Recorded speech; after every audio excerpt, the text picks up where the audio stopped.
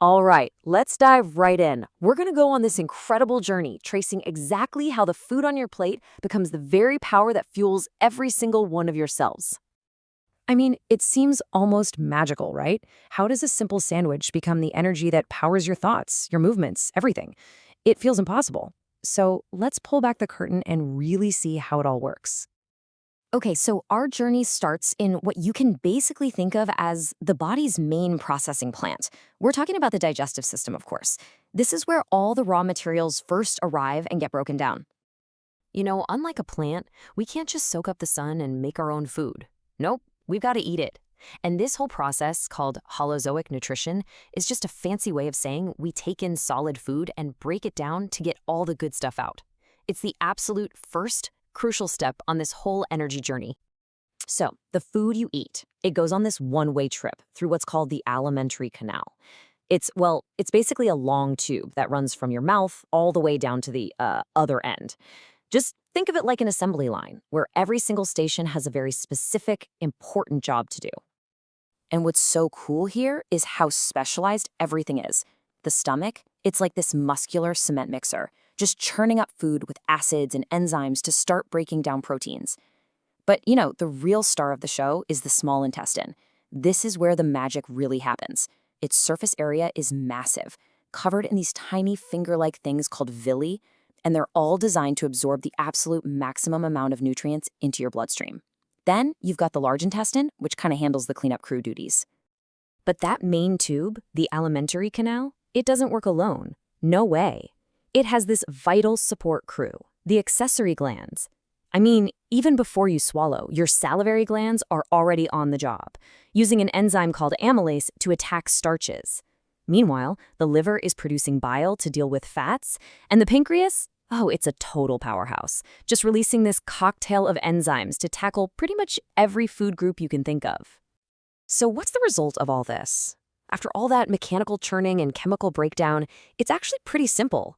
Our sandwich is now just a collection of tiny, soluble molecules, things like glucose and amino acids.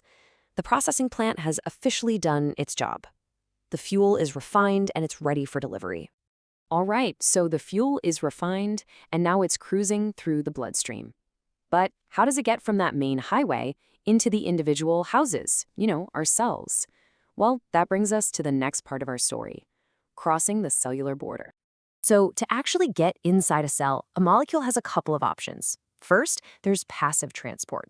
This is the easy route, right? It's like floating downstream. It requires zero energy. Things just naturally move from a crowded area to a less crowded one. But then you have active transport, and that's the total opposite. It's like trying to push a boulder uphill. It takes a ton of energy to force molecules to go against the flow, where they normally wouldn't.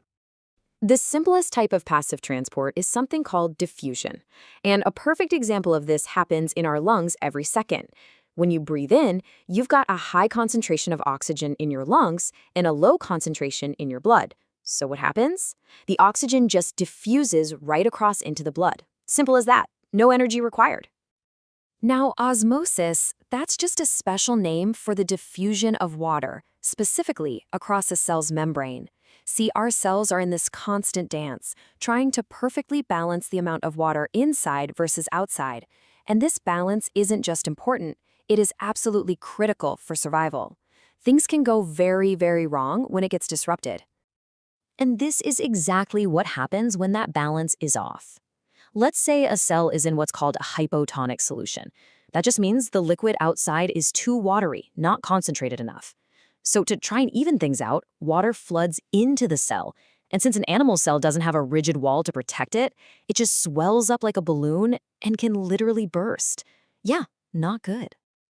Now this is the sweet spot. We're talking about an isotonic solution. Here the environment is perfectly balanced. Water moves in, water moves out, all at the same rate. The cell is perfectly happy and healthy. And, fun fact, this is exactly why IV drips in hospitals are isotonic. They're carefully designed to perfectly match the fluids already in your body. And then, of course, you've got the opposite problem. In a hypertonic solution, the fluid on the outside is too concentrated. You could say it's too salty. So what happens now? Water rushes out of the cell to try and dilute everything around it. And the result? The cell shrivels up and shrinks. It's basically cellular dehydration. Okay, let's take stock. The fuel, our glucose, has made it through the processing plant. It has successfully crossed the cellular border. We are now at the final, most exciting stage, the power station inside the cell. This is where that fuel is finally converted into usable energy. This final conversion process is called cellular respiration, and it really comes in two main flavors. First, you've got aerobic respiration. This one uses oxygen, and you can think of it as your body's main high-efficiency power grid. It all goes down inside the mitochondria, the cell's powerhouses. Then you've got anaerobic respiration. Think of this as your emergency backup generator. It can work without oxygen, but as we're about to see, it's just nowhere near as powerful. And here is the absolute crucial point. Just look at this number. When oxygen is available, a single molecule of glucose gets transformed into a whopping 38 units of ATP. That's our body's energy currency. That is an incredible return on investment. This massive, super efficient energy supply is what powers you through your entire day. Okay, now look at the difference. Without oxygen, that same glucose molecule only yields a tiny 2 units of ATP. Just think about that for a second. We went from 38 all the way down to 2. This is what your muscles are doing when you're in a desperate, all-out sprint and you just can't get enough oxygen. Yeah, it gives you a quick burst of power, but it is completely unsustainable. That staggering difference is why breathing is, it's not optional. So when you step back and look at the whole thing, from the digestive tract to the bloodstream, all the way down to the individual mitochondria in each cell, you realize it's not just a series of separate steps. It's this beautifully integrated, continuous symphony. So let's just quickly recap the incredible journey of that one bite of sandwich. First, digestion broke it all down into simple fuel, like glucose. Second, absorption and transport got that fuel into the bloodstream and across the cell's border. And finally, respiration unlocked all that chemical energy, converting it into the ATP that powers, everything we do, our very existence. So think about it. From a simple meal to trillions of tiny power stations firing away inside you, this entire symphony is happening constantly, automatically, without you ever having to think about it. It really makes you wonder, doesn't it? What other invisible miracles are your cells performing right now just to keep you going?